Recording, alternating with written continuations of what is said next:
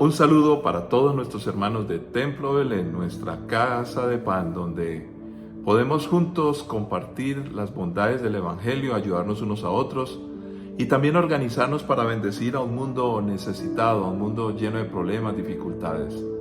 Le agradecemos al Señor que nos ha bendecido a nosotros y a todos los que están a nuestro alrededor. Pero queremos compartir con cada uno, así que aquellos que están recién llegando a nuestra sintonía, sean bienvenidos. Les estamos invitando para que asistan a una de nuestras sedes en cualquier lugar de Colombia donde estemos. Saludamos también a aquellos que nos están viendo desde otros países, algunos que estando en Colombia luego viajaron y no han podido olvidar, y espero que no, en la iglesia local donde crecieron, donde buscaron del Señor. Queremos también saludar a aquellos que apenas de otros sitios nos están conociendo por este medio, pero que de una u otra manera están recibiendo bendición a través de la palabra que compartimos. Así que gracias, Casa de Pan, estamos para servir y para bendecir desde aquí hasta lo último de la tierra.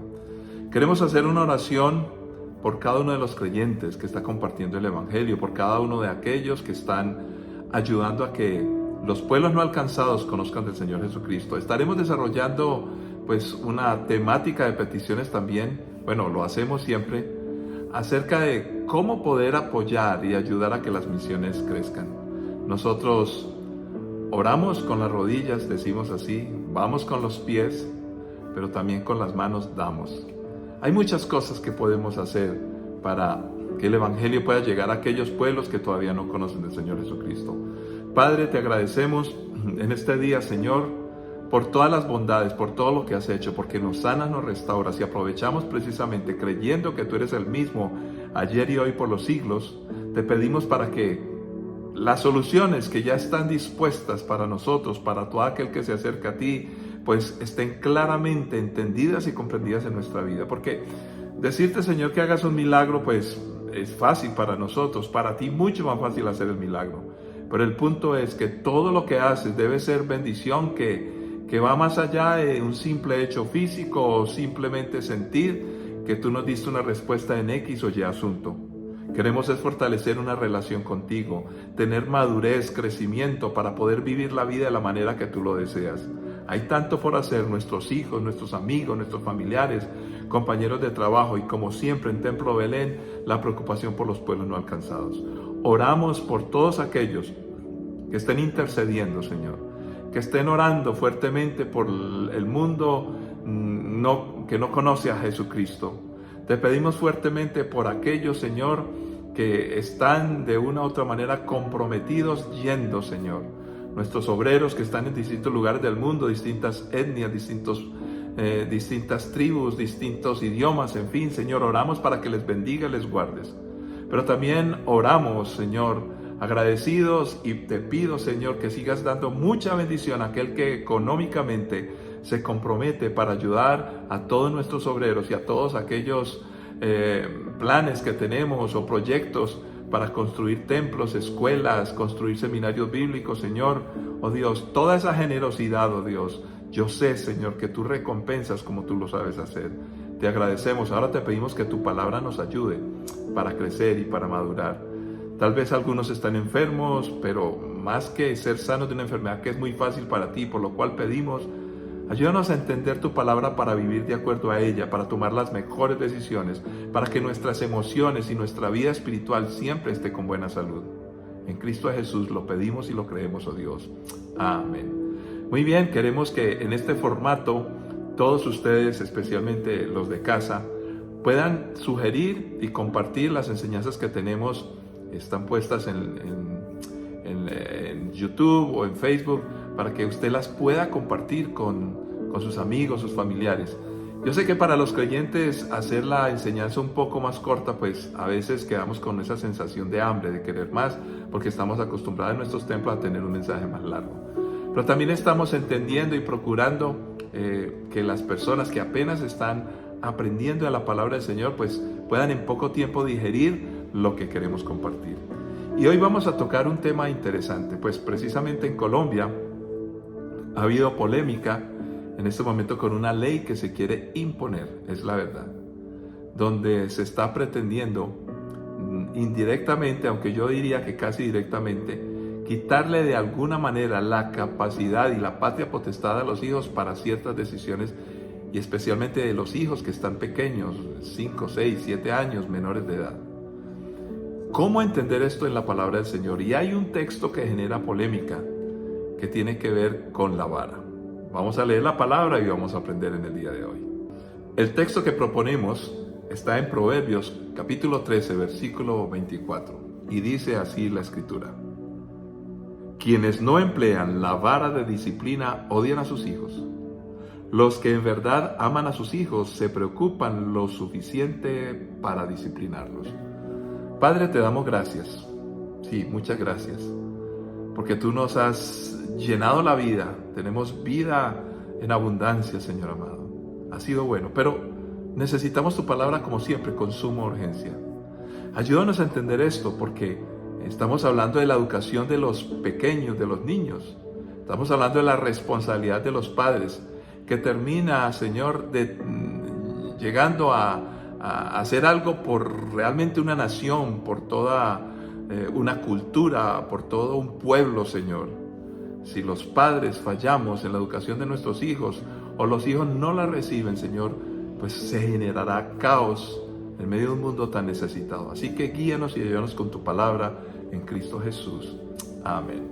Muy bien, este pasaje es un pasaje que, por lo menos en la mención de la vara, ha sido interpretado de muchas maneras. Algunos justifican el tomar un adminículo o un apéndice como una regla o madera para golpear a sus hijos.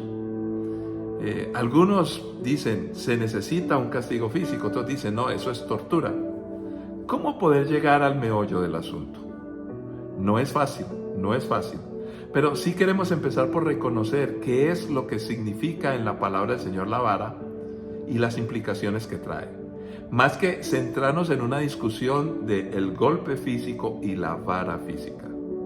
Creemos que inclusive el pasaje como tal está amonestando a los padres, porque dice que el que no utiliza la vara de disciplina, entonces está caracterizando la vara, que vamos a ir a la definición, cómo era conocida culturalmente, pero aquí le está dando un calificativo de disciplina. ¿Será que es más importante la vara o la disciplina? Ya ahí viene una mala interpretación. Algunos nos acusan de ser justificadores de golpear con varas o reglas a los hijos. Esto no es lo que enseña el texto. Los que en verdad amamos a los hijos nos preocupamos lo suficiente para disciplinarlos. El énfasis del versículo siempre va dirigido hacia la disciplina. Qué interesante. ¿Qué más nos puede decir la palabra? Pues miremos algunos aspectos de qué se entendía por este término sebet. Vara, bastón, también significaba cetro e inclusive tribu. Este sustantivo, sebet, denota normalmente el término vara, pero los otros significados nos ayudan a comprender la dimensión de lo que significa para la educación. Fíjense que es curioso, pero se utilizaba, por ejemplo, para golpear el comino y para poder sacar pues el tan preciado elemento que nos sirve para condimentar los alimentos. Pero vale la pena, para comprender mejor, leer precisamente el libro de Isaías, capítulo 28, y vamos a leer del versículo 23 en adelante. Dice así la escritura: escúchenme, escuchen y presten mucha atención. ¿Acaso el agricultor siempre ara pero nunca siembra? ¿Está continuamente labrando la tierra y nunca plantando? ¿No siembra finalmente sus semillas, comino negro, comino, trigo, cebada y trigo espelta, cada uno en la forma correcta y cada uno en un lugar que le corresponde? El agricultor sabe exactamente qué hacer porque Dios le ha dado entendimiento. Nunca se usa un mazo pesado para trillar el comino negro, sino que se golpea con varas livianas. Nunca se pasa una rueda de trillar sobre el comino, al contrario, se golpea suavemente con un mayal. El grano para el pan se muele con facilidad, por eso no lo tritura demasiado. La trilla bajo las ruedas de una carreta, pero no lo pulveriza.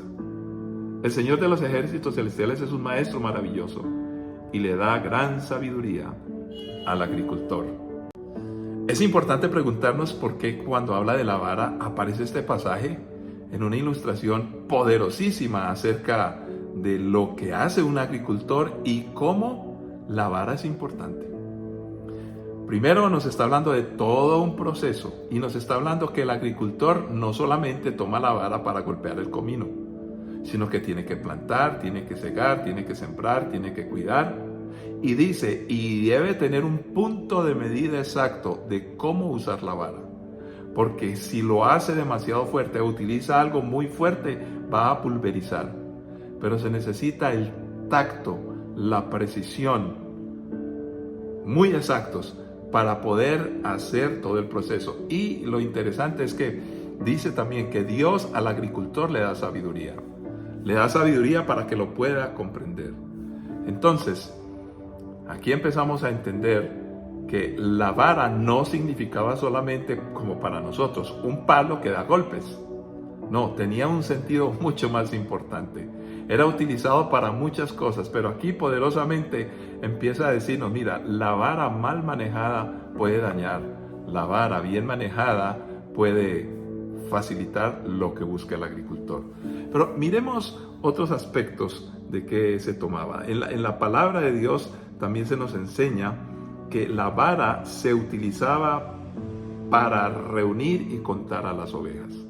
Levítico 27:32, Ezequiel 20:37. Bueno, no vamos a leer todos los textos, pero sí aparece la vara, el cayado del pastor, que en muchos casos contaba las ovejas, en otros simplemente las orientaba para que no se perdieran. Y en los casos más extremos tenía que descoyuntar una pierna de la oveja que estaba siendo muy brincona, porque había peligros, había muchos peligros y podía perecer y podía morir.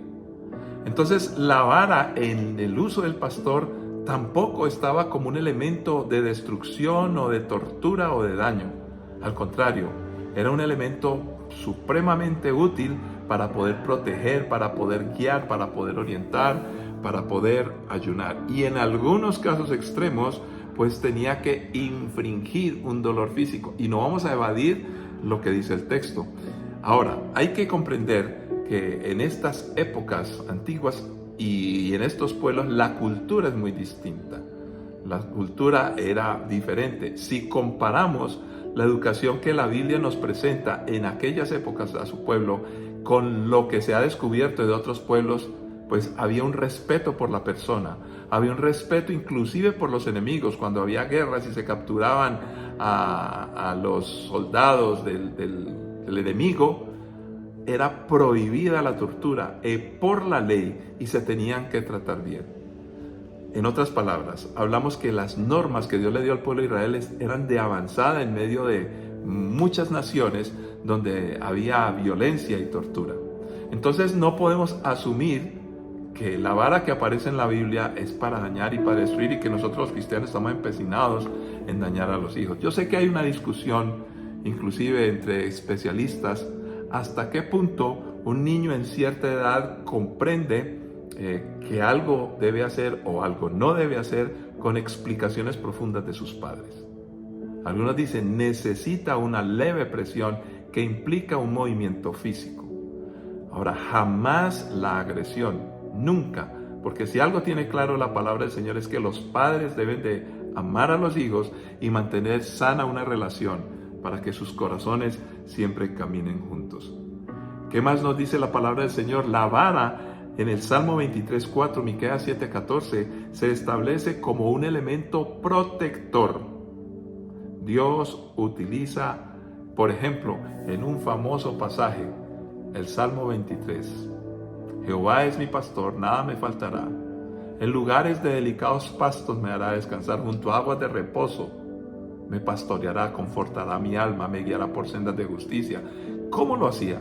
Pues el pastor, precisamente como aparece en este salmo, utilizaba también la vara como parte de ello, para alimentar, para ayudar, para hacer crecer, para mejorar. La vara también se utilizaba en las cárceles y era parte del sistema de castigo correctivo y penal. pero también aparece para los hijos. Y yo quiero que vayamos concluyendo porque hay mucho más que hablar en todas las menciones de vara en la Escritura.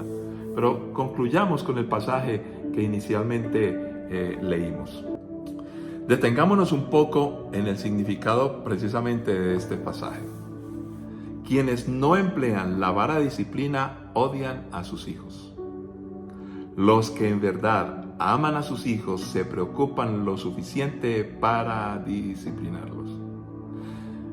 Hablemos de la disciplina y hablemos del amor. Estas dos relaciones son muy importantes. Y si repasamos todo lo que ya vimos, estamos hablando de varios significados del término vara.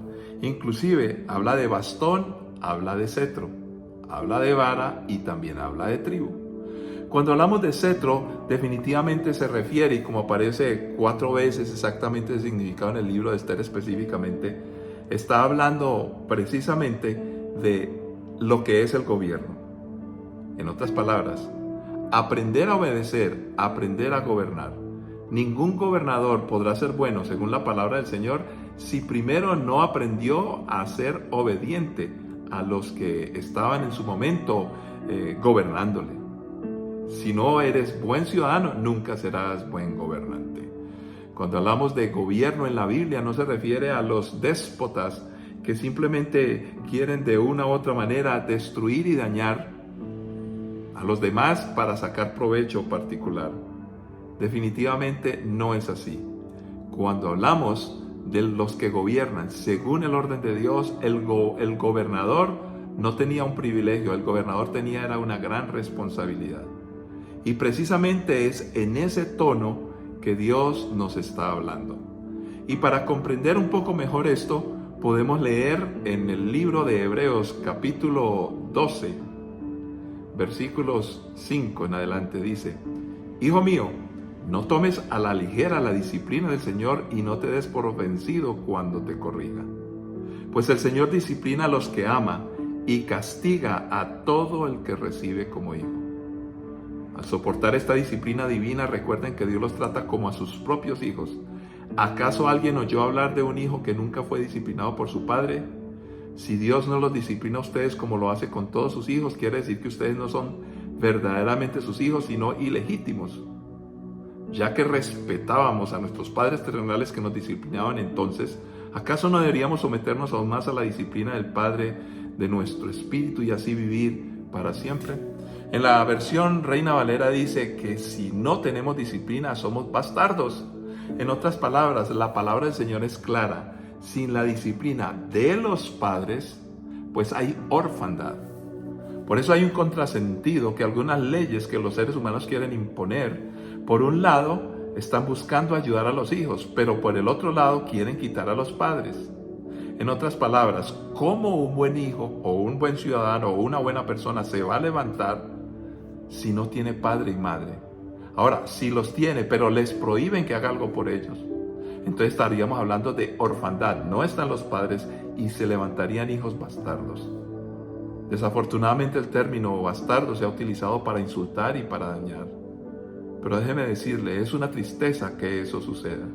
Los padres debemos de tener la responsabilidad de educar y para eso todo el sistema completo. Miremos, también aparece el cetro, ya lo dijimos, aparece la vara de la corrección, aparece la tribu. ¿Por qué aparece la tribu? Porque de una u otra manera, todo este sentido cultural de la permanencia, de la existencia de una raza, de un pueblo, solamente se puede determinar si hay consistencia, buena educación, valores y cosas claras. Por eso, la responsabilidad de los padres educando a sus hijos y con la disciplina y la corrección que se nos plantea es tan vital. De hecho, dice, si los amamos en verdad, amamos a los hijos, nos preocupamos lo suficiente como para disciplinarlos. Y por eso me encanta la relación de pasajes del Antiguo Testamento cotejados con el Nuevo Testamento. En el Antiguo Testamento, pero leímos Hebreos. ¿Y Hebreos qué nos está diciendo? Hebreos sencillamente nos está manifestando que Dios nos ama tanto que por eso nos disciplina. Y podemos concluir esto. A veces no queremos corregir a nuestros hijos y aún utilizar el castigo con sabiduría. Recuerden, el agricultor no puede golpear el comino con fuerza porque lo desmenuza, lo tritura y lo daña. Debe ser con el pulso suficiente como para quitarle lo que le tenga que quitar sin dañar su esencia. Creemos firmemente que muchas veces cuando somos disciplinados, y eso lo aprendí yo de niño, estoy preparado para entender que mis errores y las cosas mal hechas me traen una consecuencia mucho más dolorosa que la corrección y el castigo de un padre. Oramos al Señor y le pedimos a Dios que nos ayude para ser buenos padres y pedir al Señor que intervenga para que nuestros hijos sigan siendo nuestros hijos y que no se vuelvan los hijos del Estado, donde es el Estado el que les nutre y les da todo.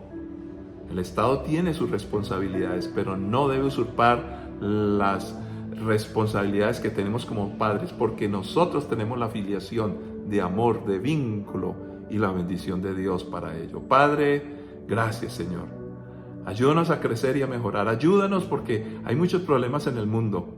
Se está levantando una generación que no aprecia la corrección, que no respeta a sus padres, porque se establece, Señor, la importancia del diálogo, pero el diálogo no es simplemente intercambio de palabras para darnos gusto y quedar políticamente aceptados por los demás, ser políticamente correctos.